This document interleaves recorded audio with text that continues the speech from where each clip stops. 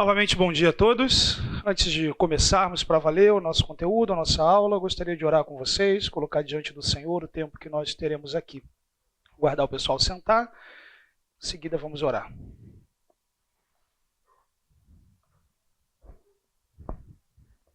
Vamos lá? Pai Santo, nós agradecemos ao Senhor por essa manhã, te agradecemos pela oportunidade que temos, dada pelo Senhor, de nos reunirmos como igreja nesse domingo, termos a oportunidade de crescermos, sermos aperfeiçoados na caminhada contigo. Colocamos diante de ti esse curso, não somente esse, mas todos os demais que começam esse domingo, e pedimos, Pai, que a igreja do Senhor seja aperfeiçoada e possa te servir com excelência ainda maior e desfrutar de um caráter transformado.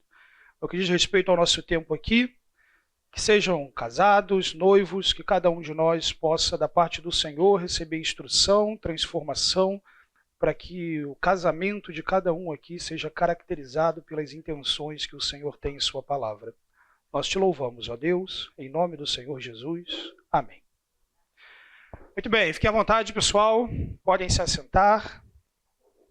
Ame de verdade é a proposta para caminharmos juntos ao longo dos próximos 8 domingos. Quando falamos de amor, falamos de um tema extremamente caro nas Escrituras, aplicado a diferentes circunstâncias da vida, seja no relacionamento entre irmãos em Cristo, seja no nosso relacionamento com o próximo, seja sobretudo no nosso relacionamento com Deus, mas também no que diz respeito à esfera conjugal, aquilo que desfrutamos enquanto marido e mulher. Nesse curso nós teremos 8 aulas em que exploraremos o conceito bíblico de amor, instruídos e hoje dando um conceito aplicado disso a partir das declarações de 1 Coríntios capítulo 13 a respeito do amor e nessa primeira aula abordando um pouco sobre o amor na perspectiva bíblica. Um grande guarda-chuva para os outros 7 temas que serão explorados ao longo das próximas semanas. Como eu costumo dizer em todos os cursos que eu dou, fiquem inteiramente à vontade para fazer qualquer tipo de pergunta, contribuição. Isso tende a enriquecer o nosso tempo aqui. Se você estiver atrapalhando, fique tranquilo, eu vou te avisar. Então não...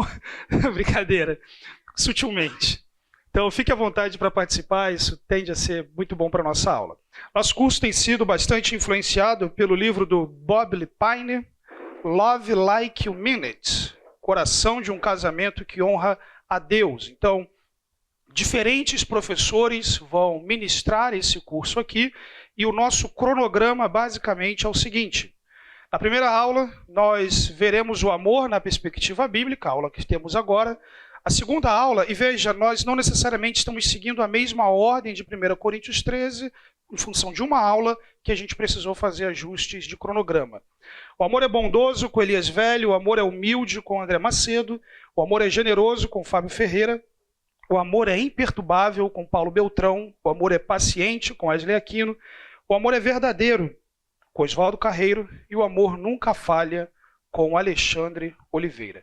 E claro, meus irmãos, quando nós olhamos para 1 Coríntios 13, olhamos para a realidade do amor, em primeiro lugar é importante ter em mente que esse não é um texto escrito para ser lido em cerimônias de casamento. Não é um texto escrito para dizer, pensando, Paulo estava lá em Corinto e olhou os casais da igreja e pensou, puxa vida, preciso ensinar algo para os casais dessa igreja. Então ele começou a falar sobre as características do amor para esses casais. Não. Esse é um texto escrito, como veremos mais profundamente na primeira parte dessa aula, para normatizar as relações entre irmãos no contexto da Igreja de Cristo, sobretudo em função da crise entre a ministração de dons e da organização do corpo de Cristo no contexto da cidade de Corinto. A questão é que, ao lidar com esse problema, Paulo lida com esse problema olhando para o caráter de Jesus. E olhando para o caráter de Jesus, que é Deus, que é amor, Paulo apresenta aquilo que o amor é, dentre as situações que ele desejava contrastar na igreja de Corinto. Ao fazer isso, ele nos deu uma lista que foi escrita para endereçar aquele problema, mas que nos dá um panorama muito interessante do que é o amor, ou como o amor se expressa e age, e ainda que naquele recorte original, naquele contexto original, a aplicação daquilo que Paulo fez diz respeito ao relacionamento entre irmãos, há um amplo contexto em que podemos pensar aquilo que Paulo diz sobre o amor nas diferentes relações humanas. Então, em primeiro lugar, quando olhamos para o contexto e para o texto de 1 Coríntios 13, nós vemos uma primeira realidade presente ali, e essa é que o amor é necessário. 1 Coríntios 13, já olhamos brevemente aqui, há uma indisposição naquela igreja. Aqueles irmãos, eles se encontram de alguma forma quebrados um com o outro. Você provavelmente vai lembrar, se já leu essa carta em tempos recentes, que ela está acontecendo logo depois de 1 Coríntios capítulo 11, capítulo 12, em que Paulo está endereçando uma série de conflitos existentes, seja na esfera da ceia do Senhor, seja no orgulho daquelas pessoas sobre que dom é melhor, o meu dom é melhor, o outro é melhor. Ele é seguido justamente por 1 Coríntios 14, onde Paulo vai normatizar como que o culto deve ser, com ordem, com decência, não é de qualquer jeito. E tudo isso está acontecendo, essas crises estão acontecendo no contexto daquela igreja, porque eles não amam de verdade. Os relacionamentos estão quebrados. O orgulho é a régua que rege essas relações. O desejo de ser melhor, de ter o melhor, de conseguir o melhor, de ter a melhor posição, o melhor destaque, de ter a opinião que se faz valer, de ter a voz que direciona. Tudo isso apontou aquela igreja num cenário de absoluto conflito. Conflito esse que se expressa não somente no cultivo de opiniões pessoais conflitantes, mas à medida em que diferentes pessoas querem fazer a coisa, cada um à sua maneira, isso gera desordem, caos. No contexto da Igreja de Cristo, isso significa dizer cada um vai fazer o seu culto do jeito que se quer. Um acha que a música é de um jeito, o outro do outro.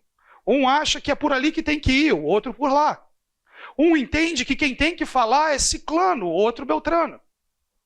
E à medida que todo mundo faz valer sua posição, isso gera desordem.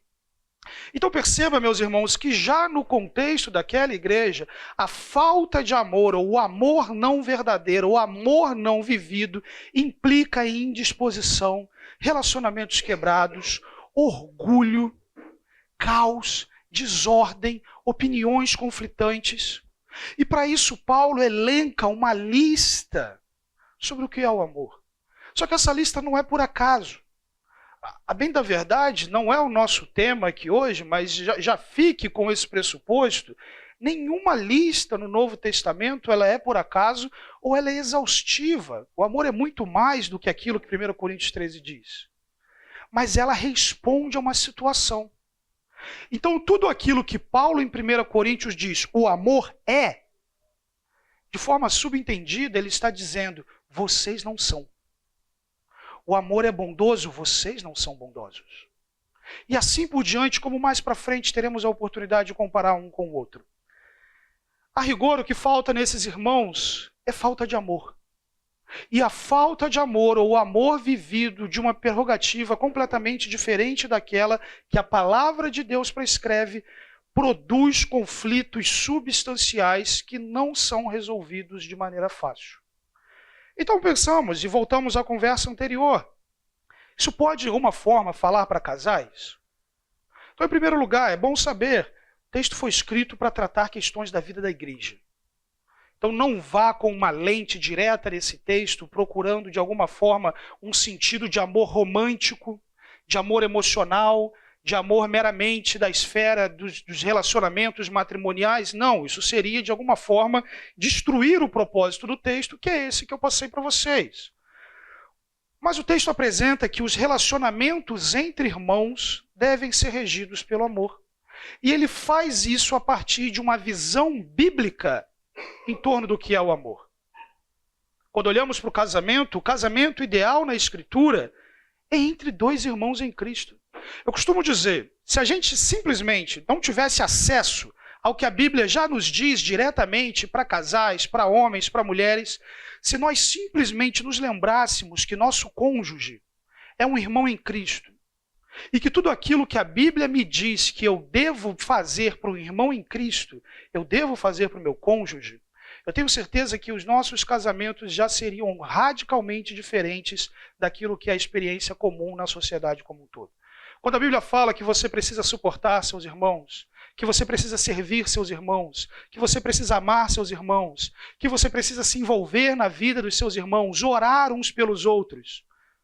Se simplesmente olhássemos para aquilo que a Bíblia nos diz e lembrássemos que minha esposa, meu marido, meus filhos convertidos ao Senhor são meus irmãos em Cristo, e aquilo que a Bíblia prescreve para o meu relacionamento como irmãos em Cristo, ela prescreve de uma maneira especial, inclusive, na esfera matrimonial, isso faria uma diferença enorme. Digo de maneira especial por uma simples razão. Seu marido, sua esposa, é muito provavelmente o irmão em Cristo ou a irmã em Cristo que você vai passar mais tempo junto. Isso significa que é a pessoa que você vai ter a maior oportunidade de violar tudo aquilo que a Bíblia diz que você deve agir em relação ao irmão em Cristo. Mas também isso significa dizer que isso é o cenário de maior oportunidade onde você poderá viver, experimentar, provar e desfrutar de tudo aquilo que a Bíblia diz que você deve se envolver no contexto de um relacionamento com um irmão, com uma irmã em Cristo. Então, 1 Coríntios 13 nos apresenta o caráter de Jesus. Caráter de Jesus que deve ser imitado por todo crente, vivido por todo crente. E é a partir desse recorte que o nosso curso acontece. Não é olhar para o texto de 1 Coríntios 13 com um viés de um texto matrimonial, de um amor romântico ou coisa do tipo, mas olhar para o 1 Coríntios 13 como um texto que descreve a realidade do amor entre irmãos em Cristo, transportando essas máximas para a realidade do casamento e nos desafiando a amar do jeito que devemos amar. Porque não tenham dúvidas, o coração orgulhoso, que é capaz de promover desordem, orgulho e caos no contexto da igreja, faz muito pior no contexto do lar. Lar, família, igreja são coisas diretamente relacionadas. Famílias fortes produzem igrejas fortes. Igrejas fortes contribuem para famílias fortes. E esse ciclo acontece da mesma forma quando falamos de famílias fracas, orgulhosas, que têm vivido somente para si mesmas, ou igrejas que estão absolutamente voltadas para os seus interesses egoístas e não se envolvem efetivamente com os casais, com as famílias, com a comunidade. Alguma questão até aqui? Muito bem. Chegamos então no versículo 1. 1 Coríntios 13 nos diz: ainda que eu fale as línguas dos homens e dos anjos, se não tiver amor, serei como sino que ressoa ou como prato que retine. Paulo começa o texto usando uma linguagem hiperbólica, aquela linguagem do exagero. É claro que ninguém falaria todas as línguas dos homens, dos anjos. Isso seria algo que iria além, digamos assim, daquilo que seria esperado de alguém. Mas a intenção é pensar a condição mais elevada, aquilo que seria a posição mais elevada que alguém poderia chegar naquele determinado assunto e rebaixar essa situação até o mais inútil. Sem o amor, ainda que isso tudo fosse verdade, eu seria como um sino que ressoa ou como um prato que retine. Eu não sei se vocês moram perto, relativamente perto, de alguma igreja católica, em que de tempos em tempos já tem aquele sino que toca. Você percebe, 6 da manhã, 6 da tarde, toca meio-dia, né, toca aquele sino, e você... aqui em Barão Geraldo tem uma igreja, aqui atrás eu percebo, ouço da minha casa. Você ouve aquele som e rapidamente aquele som vai indo embora. Ele toca de novo e vem aquele som e o som vai dissipando. A ideia que Paulo está dizendo é que a realidade da vida sem amor é como um eco. Aparece, surge, gera alguma impressão, mas não deixa nenhum tipo de marca, logo desaparece. No contexto da igreja de Corinto, a vida daqueles indivíduos, aquilo no que eles se orgulhavam, batiam o pé, tem que ser do meu jeito, é assim que tem que ser feito. Por mais que eles colocassem como algo extremamente valioso, sem amor, é um eco, um som que vai. E perceba na realidade da experiência da vida de cada um de nós, com quanta frequência não nos lembramos, fiz questão de tanta coisa que não valeu de nada. Fiz questão com tanta força e já passou. Como aquele sino, como aquele eco que foi notado de alguma forma e agora já não dá nem para lembrar. Já passou, não se viu utilidade nenhuma, não deixou marca alguma, ao menos, marca alguma valiosa. Quando falamos de amor, muitos de vocês é possível que tenham essa mentalidade já estabelecida, mas é bom lembrar que a língua grega nos apresenta diferentes expressões de amor.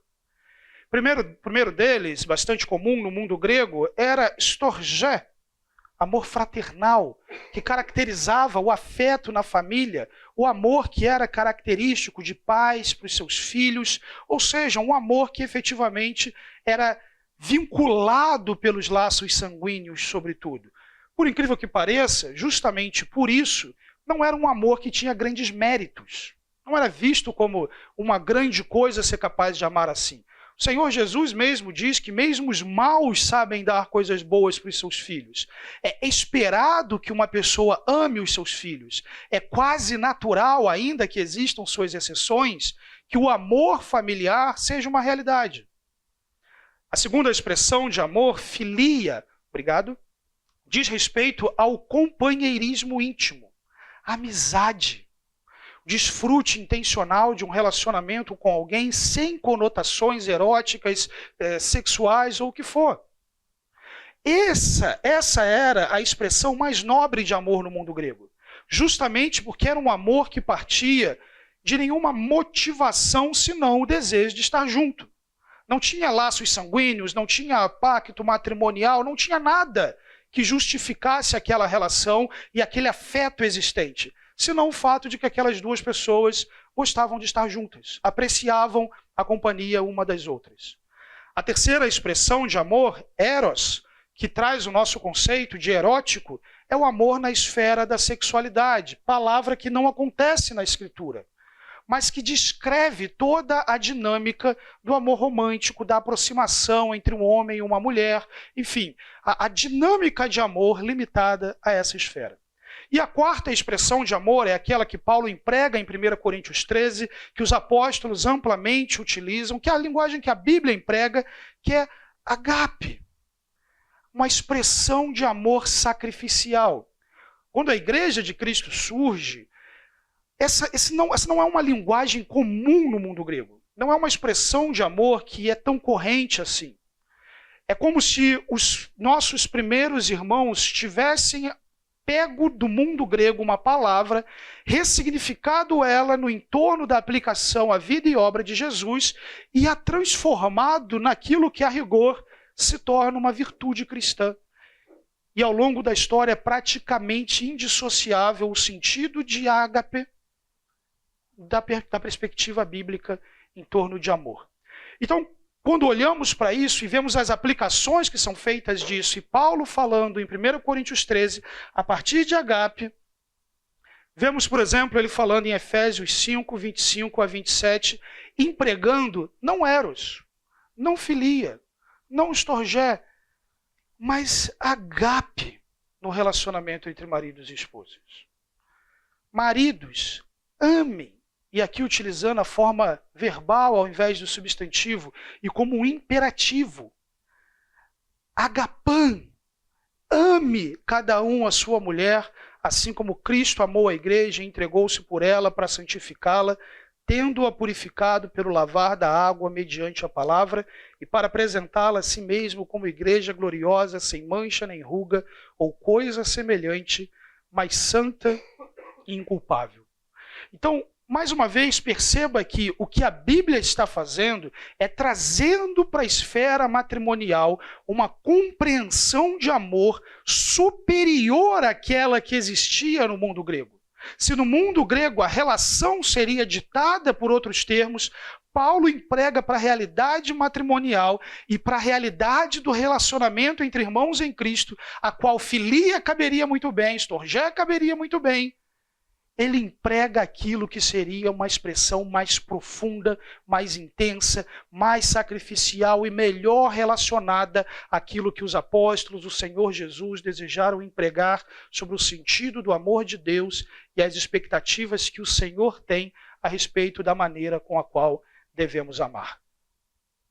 Versículo 2, então, segue e nos diz: ainda que eu tenha o dom de profecia, saiba todos os mistérios, todo o conhecimento, tenha uma fé capaz de mover montanhas, mas não tiver amor, nada serei. Veja que a linguagem hiperbólica continua. O dom de profecia até seria possível alguém no contexto daquela comunidade manifestar. No entanto, mesmo esse indivíduo não saberia todos os mistérios. Não teria todo o conhecimento. Então veja, a fé capaz de mover montanhas que o Senhor Jesus nos fala. Isso significa dizer que os apóstolos não tinham fé porque não moveram montanhas ou coisa do tipo? Não. Significa dizer sim que se está empregando uma linguagem hiperbólica a respeito de, ainda que você fosse capaz de viver e fazer tudo isso, sem amor, nada, preste atenção na mudança, serei. Então, no primeiro momento, Paulo diz que uma expressão de amor vazia implica em uma obra que não deixa marcas. Numa segunda expressão, Paulo diz que uma expressão de amor vazia implica em alguém que não é nada. Eu não serei nada. Mesmo que alguém tivesse tal grau de conhecimento, tal grau de expressão, sem amor, nessa condição, não seria nada.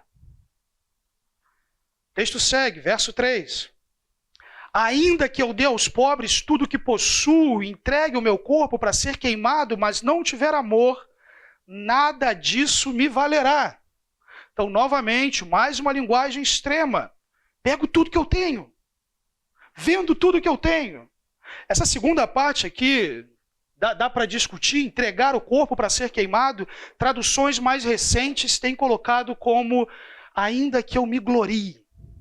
Você tem um problema aqui de crítica textual e as evidências pesam para que a ideia não seja entregar o corpo para ser queimado, uma vez que a condenação por fogo ainda não era algo que existia no episódio de redação de 1 Coríntios. Então, se você pega, por exemplo, a NVI 23, tradução mais recente da NVI, foi em 1 Coríntios 13, ali você já vai ver, ainda que eu dê aos pobres tudo que eu possuo e me glorie. E a ideia de se gloriar é o conceito que Paulo emprega nas Escrituras, de ainda que eu viva a minha vida focado nas intenções do Senhor, nos méritos do Senhor, naquilo que Deus quer que eu faça, sem amor, isso não vai me valer de nada. O que eu faço ecoa e não deixa marcas. Quem eu sou desaparece e eu nada sou. E aquilo que eu considero que teria valor para a minha vida, eu percebo, não vale de nada. Mesmo o ato final de autossacrifício, o fato é, a parte da realidade do amor não vale nada. Poderíamos dizer, então, o amor só aceita o que é inspirado pelo amor.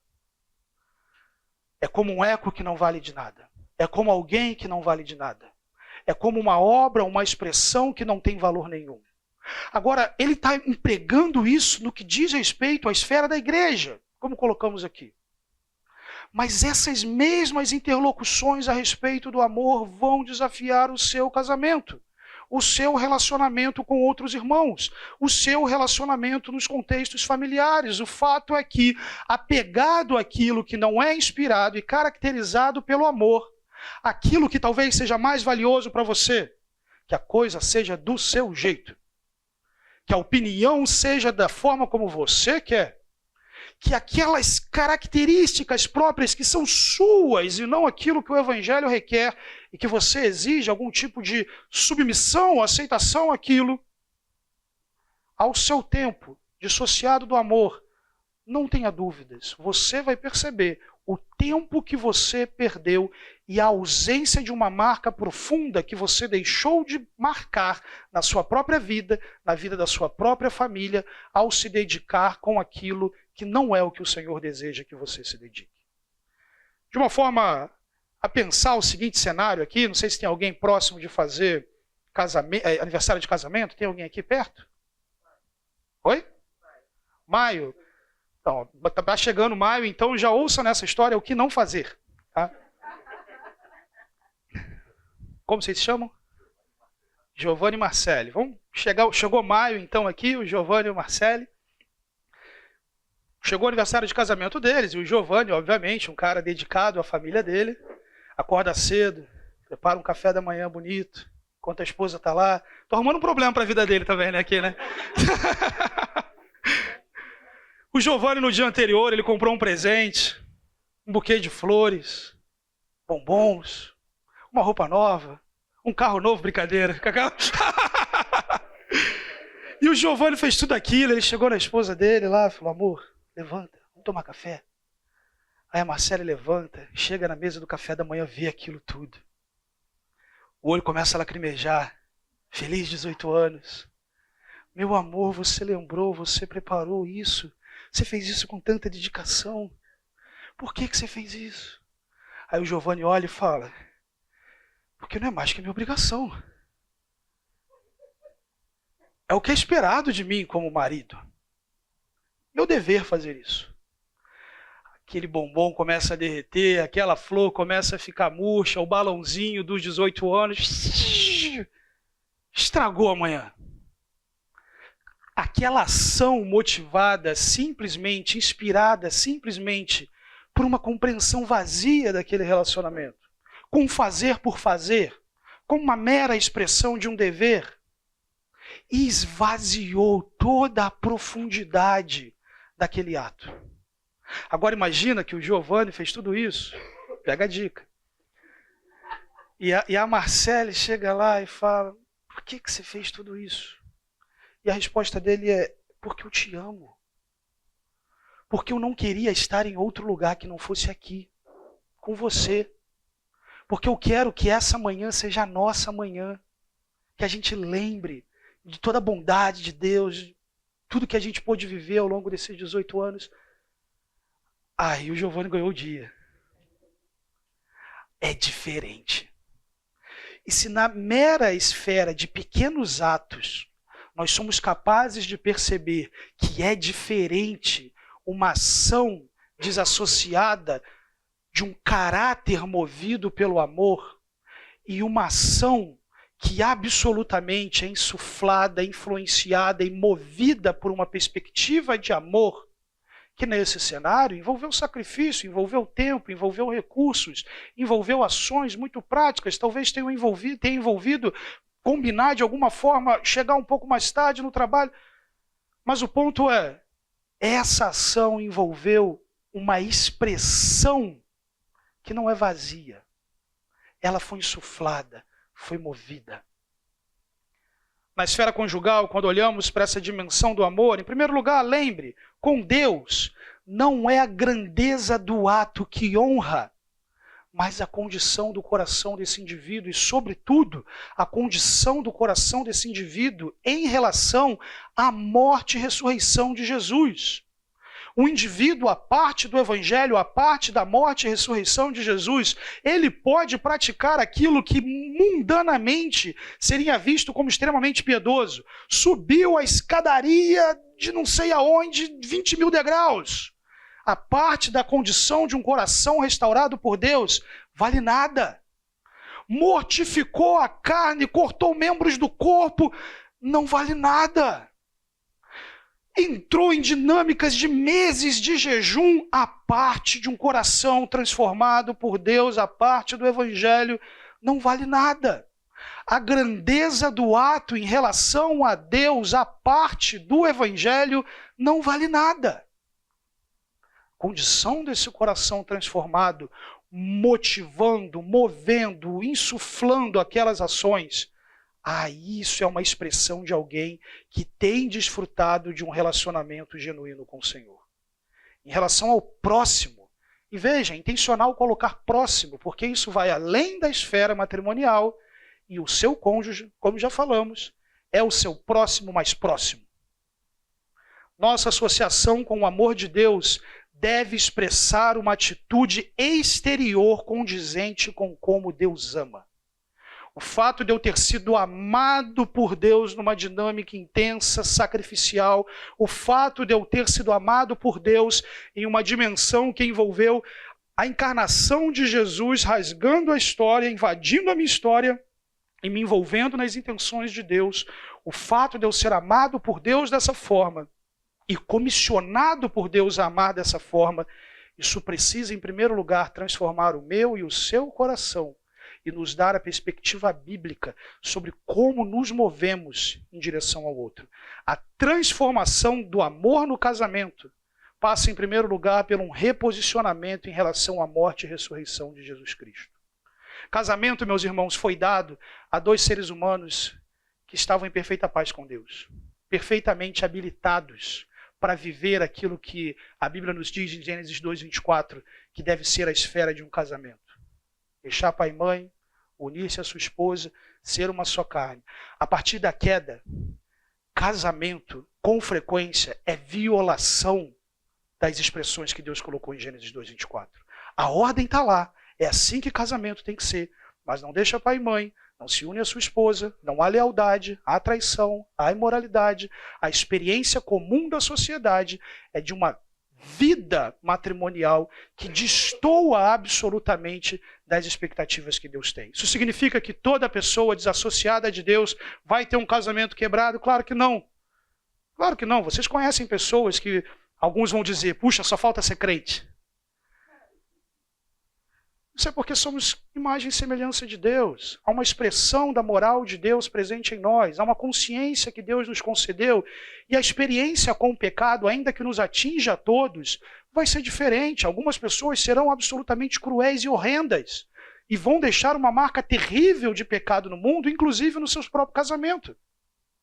Outras pessoas, ainda que caídas e separadas de Deus, vão experimentar isso de uma maneira diferente, que não implica em salvação, mas em função de educação, cultura, exposição a bons relacionamentos, consciência, moral, imagem de Deus, desfrutam de uma vida menos danosa, digamos assim, a si mesmo e aos outros. Mas a parte do Evangelho, a parte das intenções de Deus, aquilo que o Senhor requer, em primeiro lugar, para um relacionamento genuíno restaurado com Ele e um relacionamento genuíno restaurado com o próximo, a rigor não será plenamente vivido sem uma atuação poderosa da graça de Deus, transformando, movendo o coração dessa pessoa em direção ao seu Criador, para que a sua visão seja reposicionada em relação às criaturas. Novamente, isso envolve seu relacionamento conjugal, como um marido e uma mulher criados por Deus e debaixo da orientação divina, agora orientando as suas vidas. Eu sei que a maioria aqui já é casado, outros são noivos, mas seja para sua reflexão pessoal, para o seu eventual futuro, ou até mesmo para quem vocês forem conversar, orientar. Isso é uma boa razão, além, obviamente, de todo mandamento bíblico, mas uma boa razão pela qual você deveria fugir de qualquer perspectiva de relacionar-se conjugalmente com alguém que não pertence ao Senhor.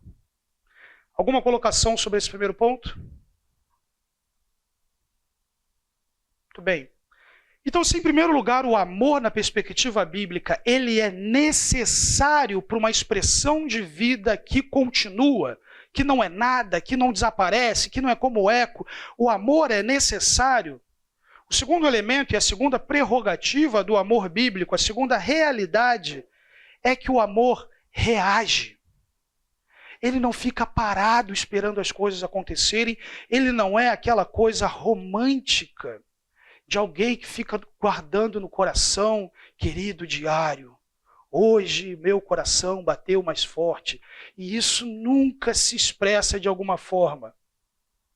O amor bíblico, como vemos em 1 Coríntios capítulo 13, ele é um amor em ação, um amor em movimento.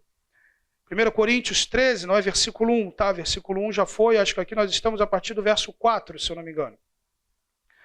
O amor é paciente, o amor é bondoso, não inveja, não se vangloria, não se orgulha, não maltrata, não procura os seus interesses, não se ira facilmente, não guarda rancor. O amor não se alegra com a injustiça, mas se alegra com a verdade. Tudo sofre, tudo crê, tudo suporta.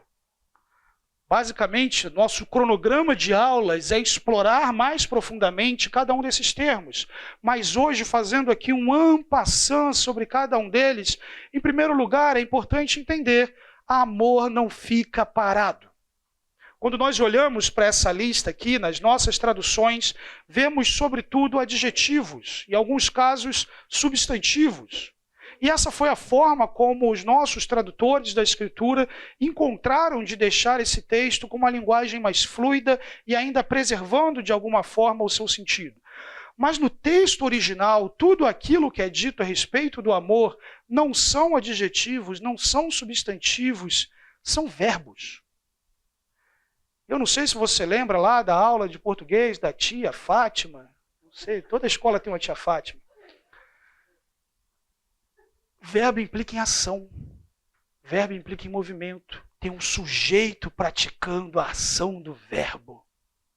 Tem alguém envolvida com aquilo. Então, quando Paulo fala isso, ele está dizendo que diante das tensões, o amor age de forma paciente. Ele é capaz de agir desse modo. Diante de situações em que ele poderia ser cruel. E crueldade não diz respeito simplesmente à agressão ou violência, mas às vezes, e homens são especialmente muito bons nisso, com a capacidade de arrebentar uma pessoa com argumentos.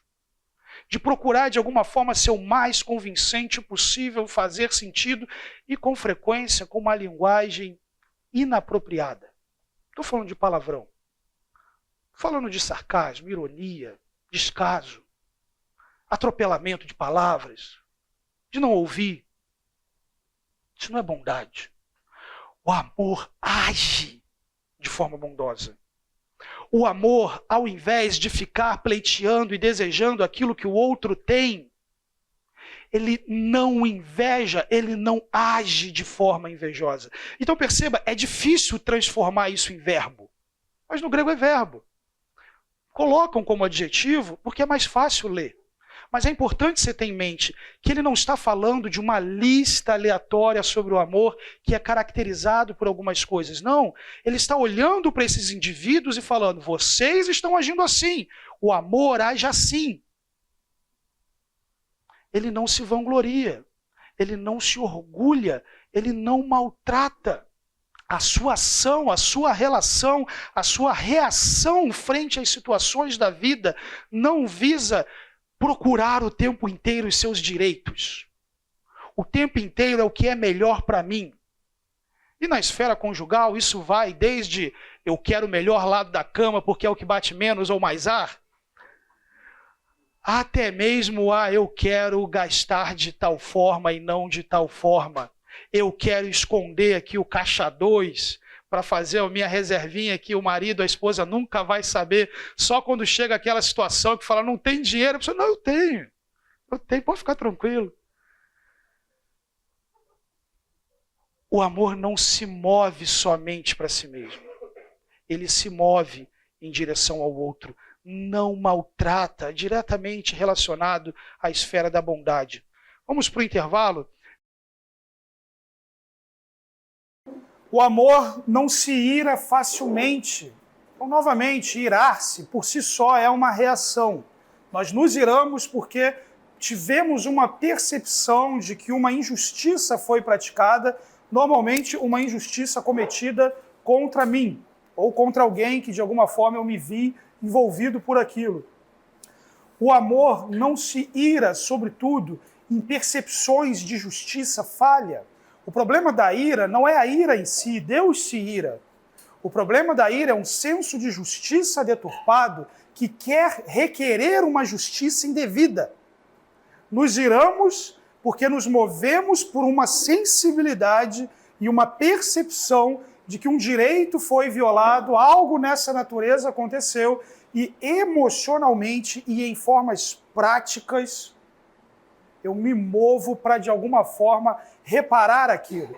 E novamente, isso pode envolver desde a fechada no trânsito, porque era o seu direito estar naquela pista, como isso pode envolver até mesmo um comentário que um marido, uma esposa possa ter feito, a sobremesa que foi comida na geladeira, o carro que foi pego e não foi abastecido, e uma série de outras situações do dia a dia que a gente pode rir, achar pequena, mas o seu acúmulo criam situações de conflito, estresse, desgaste, e vão minando a alegria, minando o desfrute, sobretudo porque o rancor passa a existir. O amor não guarda rancor. É interessante essa construção verbal, porque a única forma do amor não guardar rancor é se o amor for perdoador. Então, a ideia é, eu não guardo rancor porque eu perdoo. Não tem outra forma de não guardar rancor se não perdoar. Alguns podem dizer, o tempo leva, esquece. Deixa acontecer de novo para você ver. Deixa aparecer alguma coisa relativamente parecida. Dá até para cobrir. Colocar ali uns panos quentes, alguma coisa, mas o problema está ali. O amor, por outro lado, não guarda rancor. Não permite que o relacionamento seja continuamente marcado pela falha, ou pecado, ou transgressão de um ou outro. Lembrando, quando há uma transgressão contra qualquer um de nós, existem duas esferas aqui: perdão e arrependimento. Para quem ofendeu, a responsabilidade é o arrependimento. Para quem foi ofendido, a responsabilidade é o perdão. Não cultivar um coração rancoroso. Mover-se em perdoar é sua responsabilidade. Mover-se em arrepender-se é a responsabilidade do transgressor. Quando um coração arrependido se encontra com um coração perdoador, você tem restauração. É possível ter perdão sem restauração. É possível ter arrependimento sem restauração, porque isso é a responsabilidade de cada um. O ideal bíblico é quando esses dois se encontram e aí você tem uma restauração acontecendo. Mas a perspectiva bíblica de alguém que ama é alguém que o coração não está amargurado, marcado e movido por uma atitude rancorosa. O amor não se alegra com a injustiça, mas se alegra com a verdade. Mais uma vez, não é somente aqui, mas Paulo faz um paralelo entre verdade e injustiça em outros momentos, como na sua carta aos Romanos. O paralelo é a ideia de validar como correta uma atitude imoral ou indecente, como aquela igreja fazia, por exemplo, com aquele indivíduo que dormia com a sua madrasta, adulterando contra o seu próprio pai, e aquela igreja achava que estava tudo bem. Se alegrava com isso. O amor não olha para uma situação como essa e acha que está tudo bem. Ele é capaz de olhar para as diferentes situações, seja no contexto da igreja, como o texto originalmente foi escrito, mas também naquilo que vai entrando, ganhando espaço e constituindo a cultura e o jeito de ser de um casamento, e que é injusto, não é certo. Hoje em dia, na sociedade, você vê diferentes expressões do que seria um relacionamento. Eu fico impressionado como a mídia tem tentado colar como natural a ideia de trisal. É tanta notícia, o trisal tal, fez tal coisa, o trisal tal. E, gente, isso é tentar normalizar, isso é tentar isso ficar uma coisa comum, entendida, que é ok. Se alegrar com uma coisa como essa, isso não é amor, biblicamente falando. Trisal, que bom ouvir isso. Sinal que a mídia ainda não tem tido tanto sucesso. Bom, a ideia, ao invés de serem dois, serem três. É uma expressão de poligamia. Né? Então, 2 homens e uma mulher, ou 1 homem e 2 mulheres. Curiosamente, o que tem feito colar é a ideia de trisal, serem 3. Né? Criaram esse termo, né, e tem tentado colar esse termo. Sempre que aparece algum, querem colocar alguma entrevista, querem dar mídia, querem dar palco para a pessoa falar e tudo. E, gente, a ideia é tentar, de alguma forma, deixar culturalmente mais aceitável, como sempre foi. Isso sempre não é de agora, isso sempre foi. A comunicação, os meios de comunicação, eles sempre vão expressar a cosmovisão do espírito da época. E aqui não é um demônio, é o jeito de pensar daquela época. Ele sempre vai expressar de forma massiva a cosmovisão daquele momento. E nesse sentido, ele vai ser um elemento de retroalimentação. O que eu estou falando aqui não é da minha cabeça. Você olha o James Sire, você olha o pessoal que estuda cosmovisão, eles vão apresentar justamente esse panorama. Desde Hegel, desde muito tempo atrás, a ideia de classe artística, mídia e tudo mais, relacionada com valores sociais crescentes e uma transformação de mentalidade que vai acontecendo sempre ao longo do tempo. Então não é a ideia de que o tempo atrás era melhor, o tempo atual é melhor, não é isso. Você olha para trás, tinha coisa muito ruim também, que hoje em dia não está mais. Eu lembro o que era a televisão dos anos 90. Meu Deus! E os pais não viam problema nenhum de deixar uma criança assistir aquilo. Você pega há um século atrás, seria comum você ver uma criança de 6 anos de idade entrando numa chaminé na Inglaterra para limpar.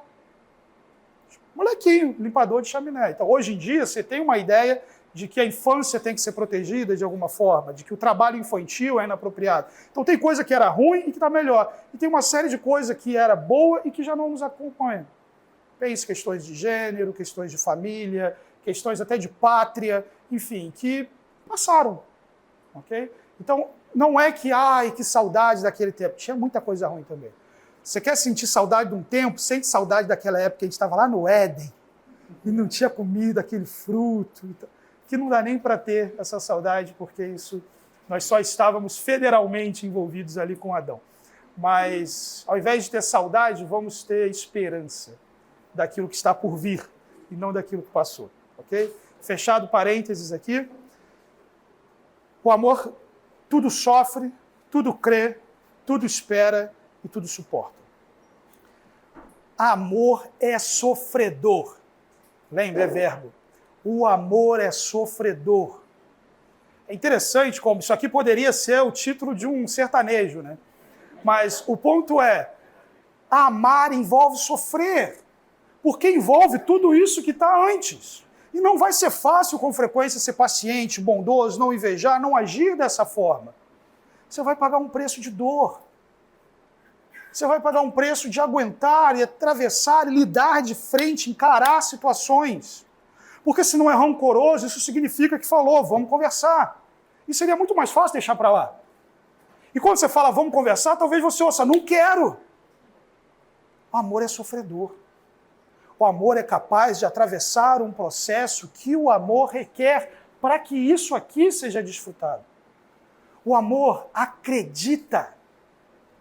E a ideia de tudo crer aqui não significa que a história que contar está valendo. Não, falou, o amor tudo crê. Não. O sentido de crer aqui no contexto de relacionamento na igreja está diretamente relacionado à ação de Deus na vida do outro.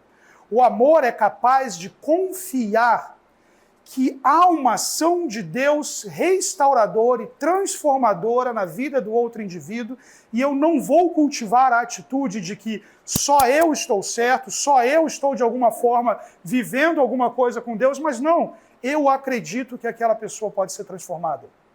Eu acredito que Deus age na vida desse indivíduo e essa pessoa se colocou debaixo de um processo de restauração. Vamos pensar aqui cenários em que há algum tipo de traição ou algum tipo de ação indevida naquele relacionamento, já aplicando na esfera conjugal. No contexto da igreja de Corinto, você tinha processos judiciais. Então imagina que aquele indivíduo fala, não, cara, eu vou pagar.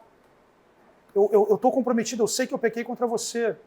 E aquela pessoa fala, eu não acredito. Eu não acredito. Você não quer saber. Não, a ideia que o texto dá é que o amor é capaz de perdoar, aceitar aquela condição de arrependimento e falar, cara, então vamos lá, vamos caminhar. tem sabedoria nisso, a gente está sendo orientado, pastoreado. Ao invés de a gente levar isso aqui para uma corte mundana, vamos resolver, eu vou acreditar no que está acontecendo. Talvez vá tomar uma pernada. O amor é sofredor. Mas a atitude inicial, ao menos de alguém nessa condição, não é de descrença.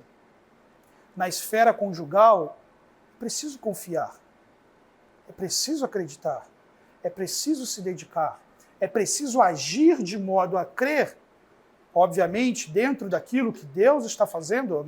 Não pensem aqui uma mentalidade inocente ou ingênua.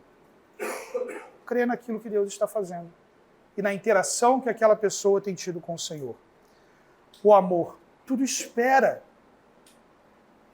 Ele é paciente porque ele espera também. As coisas levam tempo. Amor não implica em dizer que é do meu jeito, na hora que eu quero, quando eu quero. As melhores coisas da vida levam tempo. E a reparação das piores coisas da vida também. Preciso esperar. E o amor tudo suporta.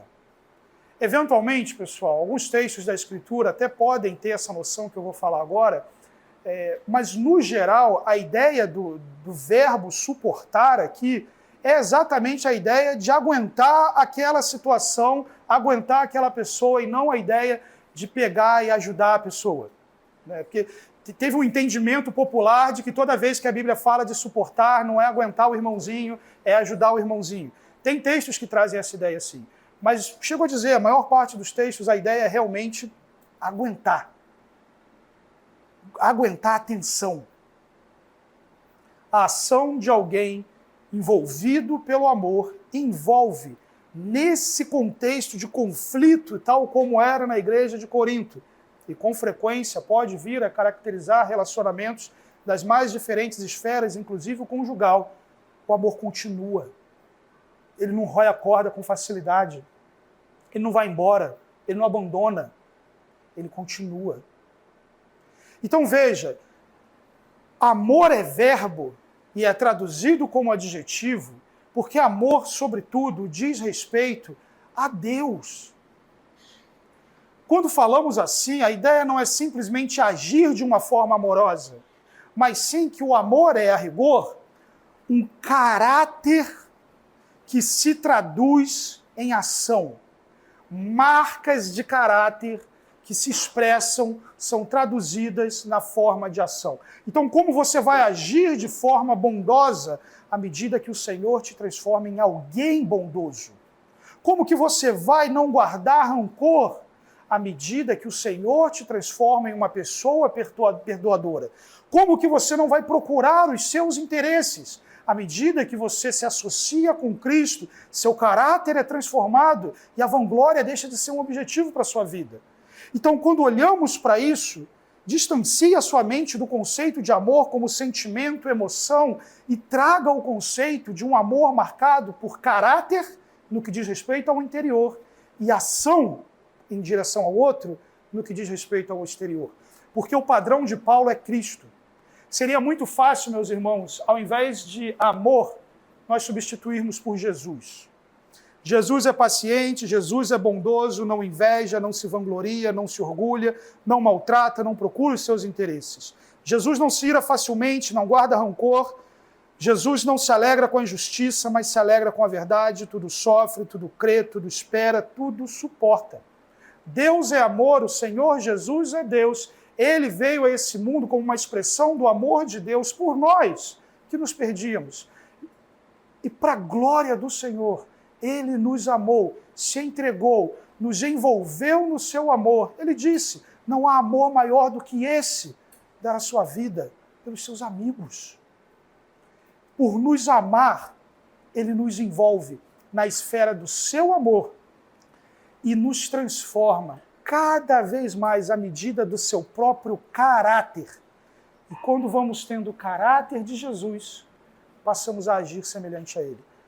Caráter de Jesus que vem não como uma lista que você vai fazer simplesmente estou aqui com o caráter de Jesus ou não. Isso pode ajudar, isso pode orientar, no final eu vou até dar uma tarefa, mas caráter esse que é uma expressão da união que temos com Cristo.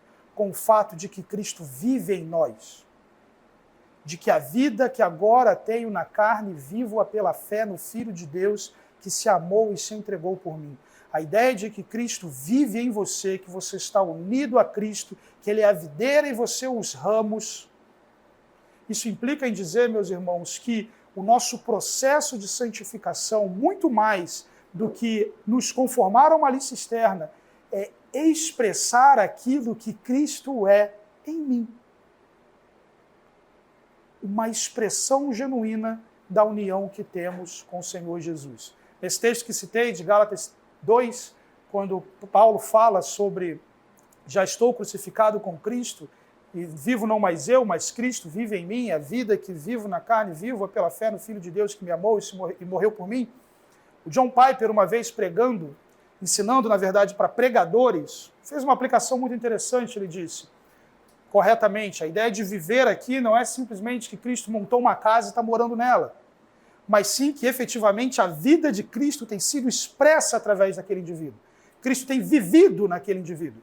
Semelhante a quando Paulo, aos Coríntios, diz que aquele que se une à prostituta faz Cristo participante dela. Olha que coisa terrível. E aí o Piper olha para esse texto e diz, desafia as pessoas a trocarem o texto vive por prega. Ele diz, Cristo prega em mim, e a vida que vivo na carne, vivo pela fé no Filho de Deus. E ele provoca a seguinte reflexão, como deve ser a sua vida, seu ministério, sua prática a partir da realidade de Cristo em você. Então é muito mais do que aquela pulseirinha, e não tem problema nenhum você ter o que Jesus faria em meu lugar, mas o que Jesus faz.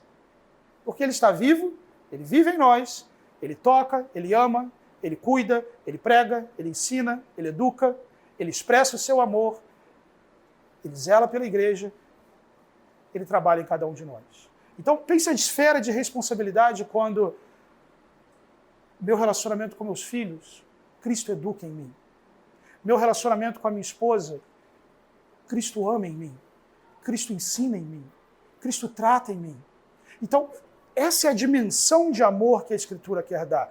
O caráter de Jesus expresso, impresso em nós e expresso na forma de ações, não simplesmente num cultivo emocional ou romântico interior, mas sim como uma expressão constante, genuína e intencional, condizente com o caráter que Cristo tem, sobretudo também na sua vida em nós.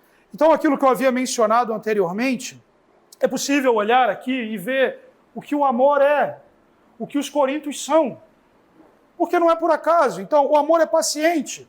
Eles queriam brigar na justiça. Tinham paciência. Vamos brigar. O amor não é invejoso. Por outro lado, eles estão brigando sobre quem tem o melhor dom, quem tem o maior dom, quem que vai falar mais na igreja. Eles têm divisões, rivalidade. Uns são de Paulo, outros são de Apolo. O amor não se vangloria, mas eles querem superioridade. Querem saber quem vai ter mais poder no contexto da igreja.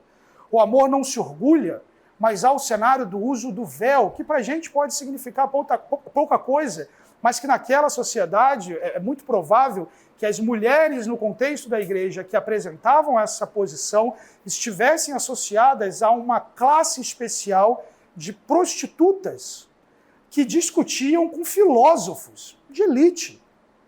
Há uma boa chance de que essa mesma atitude tenha se reproduzido na igreja e gerado crises, conflitos. Não quero me submeter, não quero usar o véu. Facções, já foi mencionado, Paulo é muito melhor. Você não viu Apolo pregando? Orgulho intelectual, sabe mais, ou até mesmo financeiro, tem mais. Não maltrata. Enquanto a Bíblia fala para não maltratar, esses indivíduos deixavam os pobres com fome na ceia do Senhor. E comiam tudo. Chegavam ao ponto de ficarem bêbados, a Bíblia diz. Não maltrata também como uma conduta libertina. O sentido de maltratar aqui envolve indecência também. Não busca os seus próprios interesses. Eles têm maturidade com a liberdade. Ah, não, eu quero comer isso aqui mesmo. Estou nem aí se isso aqui vai escandalizar o fulaninho. Eles absolutamente não estão preocupados com isso. não se ira facilmente. Enquanto isso, os coríntios são marcados por invejas, discussões, processos. O amor não guarda rancor, e novamente a imagem dos processos aparecendo aqui. Não se alegra com o mal, incesto, imoralidade sendo presentes no contexto da comunidade. E as três últimas listas, as três últimas expressões da lista, 4 últimas. Tudo sofre, tudo crê, tudo espera, tudo suporta. Então já falamos, tudo sofre, autorrestrição, processos, tudo crê, uma desconfiança muito grande um no outro e no próprio Paulo. Tudo espera. Enquanto isso, esses indivíduos estão fazendo um mau uso terrível na disciplina da igreja, não levando em consideração o fruto que estarão diante no dia do Senhor, e tudo suporta, enquanto esses indivíduos eram incapazes de limitar a liberdade em favor do outro. Então, quando olhamos essas 4 listas, é importante entender: o amor é capaz de sofrer, perder em favor do outro e do Evangelho. Ele crê no poder transformador de Deus, que nos transformou e pode transformar meu ofensor. Ele espera na provisão e graça de Deus, que diz: minha é a vingança, diz o Senhor. O amor persevera, continua, não desiste, tudo suporta. Ou seja, realmente aguentar o preço de se viver baseado em tudo que a gente falou aqui. O amor aguenta o tranco, vamos colocar desse jeito. O amor suporta. Então já fizemos esse exercício. Deus é amor, Jesus expressa dessa forma, e em especial, ele age assim em favor da sua noiva. Na metáfora e na parábola do casamento, a qual desde o Antigo Testamento ao Novo Testamento, o Senhor expressa o seu relacionamento com o seu povo, como o marido de Israel no Antigo Testamento, a noiva de Cristo aguardando aquele grande evento final no contexto do Novo Testamento. Isso aqui é a forma como Jesus age em relação à sua noiva, como Yahvé age em relação a Israel. No mínimo, seríamos convocados a imitar a ação de Deus por nós, enquanto povo de Deus, naquilo que desfrutamos em termos de esfera conjugal. A esfera conjugal, então, não existe amor culposo, sem intenção de amar. Acabei amando, nem percebi que amei. Amei de qualquer jeito. Não há amor culposo. O amor envolve intencionalidade. Envolve pensar em como não estou amando, em como devo amar. Envolve ações refletidas e planejadas sobre o que não está marcando o amor na minha vida e no recorte que estamos fazendo de esfera conjugal, aquilo que está sendo perdido dentro do meu relacionamento, para que eu possa, em primeiro lugar, ser transformado e em seguida amar como Deus ama. Não existe amor culposo sem intenção de amar. Não existe amor inerte sem ação ou movimento, ou seja, aquele amor que fica somente na esfera das intenções. Ah, mas um dia. Ah, mas eu amo tanto essa pessoa que um dia eu vou fazer tal coisa. Ah, mas há uma inclinação tão grande, e isso fica só no romance. Fica só no sentimento, na afeição. Na hora de agir, age de forma rancorosa, age de forma não perdoadora, de forma voltada somente para os seus interesses, de forma maldosa. E aí, depois que o caldo entorna, o que o camarada ou a mulher vai fazer? Por favor, me perdoa, porque eu te amo. É o que a sociedade hoje em dia chamaria de um relacionamento tóxico. Esse ciclo constante de uma pessoa que diz que ama, mas não ama. E uma outra pessoa que se convence pelas intenções e não pelas ações. Isso não é o padrão bíblico do amor. Não existe amor inerte sem ação e movimento. Amor só de palavra. Isso não é amor de jeito bíblico. Deus nos amou e entregou o seu Filho. Isso é muito sério. Não existe amor passivo, que não toma iniciativa. Eu amo, mas estou esperando ver o que ele vai fazer. Eu amo, mas estou esperando ver se ele realmente me ama, se ela realmente me ama. Não, o amor toma a iniciativa na esfera de restauração de confrontar o pecado, se for o caso. Na esfera da transgressão, de confessar o pecado, pedir perdão, procurar ajuda. Na esfera do dia a dia, da vida comum do lar, de se mover em prol de promover o bem, a alegria, o desfrute, a ordem no contexto do relacionamento. o amor toma a iniciativa. Não existe amor nominal semelhante ao inerte, apenas no discurso. Fala muito bem de amor. Fala o tempo inteiro de amor. Escreve carta, mas efetivamente há uma vida dupla, há um segredo, há uma realidade que é absolutamente dissociada daquilo que é o discurso sobre o amor. O amor requer ações práticas, motivadas pelo interesse genuíno no próximo e alicerçadas no amor de Deus. Vou esperar a foto sair aqui. Terceira realidade, o amor jamais acaba. Versículos 8 a 10, a Bíblia diz: o amor nunca perece, mas as profecias desaparecerão, as línguas cessarão, o conhecimento passará, pois em parte conhecemos, em parte profetizamos, quando, porém, vier o que é perfeito, o que é imperfeito desaparecerá. Paulo começa com uma frase muito bonita, né? O amor nunca morre. Isso é muito legal. E aí ele vai justamente relacionado àquilo que a gente falou nos versículos 1 e 2, para aquilo que essas pessoas estavam colocando energia. E que ele já havia dito antes: vocês estão gastando energia em coisa que passa. Vocês estão gastando tempo, força, naquilo que vai passar. E ainda que você conseguisse isso que você quer, vai passar. E aí Paulo olha para isso e diz: a profecia, ela tem o seu valor, vai passar. As línguas que vocês estão disputando, quem fala mais ou o que for, vai passar.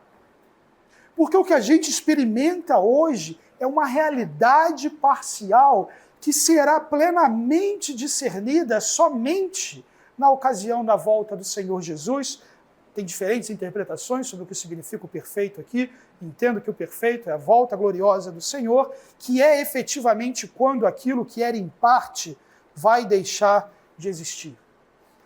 Aquilo que vivemos hoje é um momento debaixo da ação de Deus que aponta para uma realidade futura diante da vinda do perfeito, quando aquilo que experimentamos em parte encontrará a sua plenitude e aquilo que com frequência despojamos uma energia muito grande vai ser apresentada como um eco, como algo que me colocou na condição de nada ser, de nada fazer, de definitivamente não experimentar a bondade de Deus e aquilo que o Senhor deseja que eu desfrute. Em primeiro lugar, no contexto da igreja, como o texto foi colocado, mas em todos os relacionamentos humanos, incluindo a esfera conjugal. Paulo diz: quando eu era menino, falava como menino, pensava como menino, raciocinava como menino. Quando me tornei homem, deixei para trás as coisas de menino. Ou seja, mais uma vez, a ideia aqui de progressão. Em um primeiro momento, é a imagem de um menino que se torna homem. O ponto é, existem determinados pensamentos, determinadas atitudes que são cabíveis em um certo momento da vida. Quando eu era criança, lá em Muriqui, não sei quantos sabem o que é Muriqui. Né? Muriqui é um macaquinho, né? E que supostamente existia nos lugares em que eu morei e eu nunca vi. Mas interior litorâneo do Rio de Janeiro, Mangaratiba, onde os governadores têm casa. A gente tinha o hábito terrível, do qual eu não me orgulho, embora fosse bastante divertido, de ficar observando quando as pessoas entravam nos banheiros dos quiosques e ficava uma frestinha para jogar bombinha ali dentro. A gente percebia que era o número 2 que estava acontecendo e a gente ia jogar bombinha e se divertia com aquilo. Se alguém olha um moleque fazendo aquilo, fica com raiva, dá bronca, faz tal coisa, e vai ficar por isso. Se eu for fazer isso hoje, em primeiro lugar, é ridículo. Em segundo lugar, vou ser processado. Em terceiro lugar, talvez eu apanhe. É cabível como menino. Dá para entender, é moleque. Não faz sentido nessa realidade.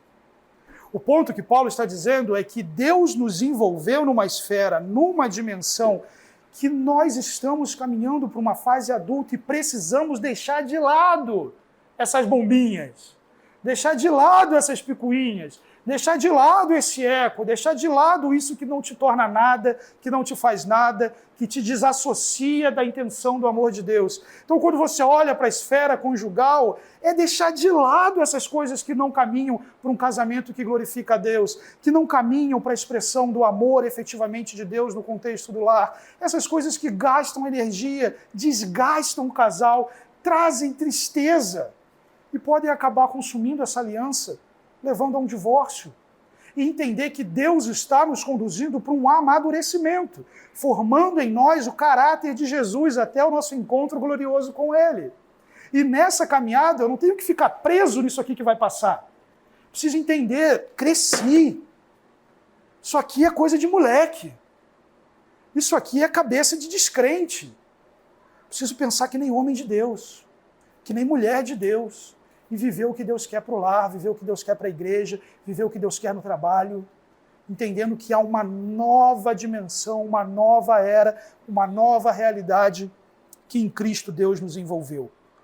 Agora, pois, vemos um reflexo obscuro, como em espelho, mas então veremos face a face. Agora conheço em parte, então conheceremos plenamente, da mesma forma como sou plenamente conhecido. Ou seja, isso ganha novamente essa esfera. Nesse momento da existência, nesse ponto, eu conheço, experimento parcialmente, mas vai chegar um momento em que eu conhecerei na intensidade que Deus intentou, aquilo que Deus prometeu concluir em nós, Ele concluirá. O final está garantido para aquele que crê em Jesus. A gente está caminhando para isso. Não é para caminhar de forma incoerente com esse final. É para caminhar de forma coerente para que o nosso encontro com o Senhor seja caracterizado por celebração, por alegria, por honra, por desfrute efetivamente de tudo aquilo que o Senhor fez por nós. Com um adendo, o amor não passará. Paulo termina essa sessão dizendo: assim permanecem agora esses três, a fé, a esperança e o amor. O maior deles, porém, é o amor. Essas três virtudes, elas resumem muito bem a esperança cristã. A fé, ela expressa não somente o meio pela qual nos apropriamos da graça de Deus em Cristo e a fidelidade pela qual somos convocados a viver com o Senhor. A esperança aponta o elemento futuro, a qual a fé é objetiva, olhando para o retorno glorioso do Senhor, para a experiência da realidade futura em que viveremos com Cristo eternamente. E o amor que rege os nossos relacionamentos, que moveu o Senhor a entregar seu Filho por nós, amor que nos envolve na esfera do corpo de Cristo. Fé, esperança e amor, mas Paulo diz que o maior deles, porém, é o amor. Para nós, talvez, no primeiro momento, fosse difícil elencar alguma coisa aqui. Puxa, o amor é maior que a fé, e eu sou salvo por meio da fé, não por meio do amor. O amor é maior que a esperança. Puxa, mas a esperança, o retorno glorioso de Cristo, é o que nos move enquanto igreja, a perseverança, a frutificação. Mas o ponto central pela qual Paulo aponta o amor como o maior deles é justamente a esfera de que o amor continua. A fé encontra o seu objeto na consumação de todas as coisas diante da nossa salvação realizada na glorificação final que desfrutaremos em Cristo. A esperança aponta para o retorno glorioso de Cristo, a criação de novos céus e nova terra e o desfrute da realidade futura que nos aguarda. Uma vez estabelecido isso, a fé é o fundamento daquilo que não vemos, mas esperamos. Diante daquela realidade, Cristo é tudo em todos. Não é ela que vai caracterizar o nosso relacionamento com o Senhor. Diante do retorno glorioso com o Senhor, a esperança está consumada. Cristo voltou, desfrutamos já dele. Fé e esperança, ainda que sempre serão um memorial importante do relacionamento com Deus, não serão aqueles que ditarão o nosso relacionamento com Deus na eternidade. Mas o amor nos atinge hoje, nos acompanha e adentra a realidade futura que Deus tem preparado. O amor continua, o amor permanece. O amor trata dos relacionamentos dos crentes na realidade futura, uns com os outros e com o seu Salvador. Na esfera conjugal, um amor que continua. Precisa lembrar, nossas demandas vão passar, o amor vai continuar. Nossa vida é um breve recorte do projeto eterno de Deus, na qual, pela graça de Deus, fomos feitos participantes. Que diz respeito às nossas picuinhas, nossos maneirismos, aquilo que gastamos tanta energia, vai passar, o amor vai continuar. O lar é a dimensão onde o amor bíblico será mais intensamente desafiado e experimentado. Ninguém vai poder ver o pior de você e o melhor de você em intensidade tal como seu marido, como sua esposa. Preciso estar alerta em relação a isso. Amar a sua esposa, amar ao seu marido, imbuído da perspectiva bíblica sobre o que é o amor, amar de verdade, é uma oportunidade considerável que Deus nos dá na esfera do lar para formar em nós a imagem de Jesus. Diante da brevidade do tempo, é preciso questionar onde a energia, o tempo tem sido gasto. É rancor e picuinha? Ou é crescimento e frutificação? Onde você quer gastar? No desafio ao amor? O tempo todo? O outro tendo que ser o sofredor? Tendo que ser o paciente? Tendo que ser o que acredita? E você o que desafia o que é esperado para o amor?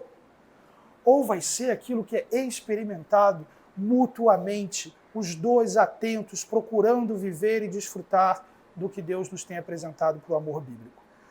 Para que tenhamos uma experiência interessante com esse curso, não simplesmente ao nível de informação, mas ao nível de crescimento e transformação, eu preparei uma atividade que seria muito legal vocês fazerem, sejam noivos ou casados, já no começo desse curso e acompanhando ela ao longo das próximas aulas. Estou chamando aqui de um raio-x do amor bíblico. Depois que vocês baterem as fotos, espera que eu preciso só ajeitar o cabelo aqui para ficar bem nas fotos. Cadê?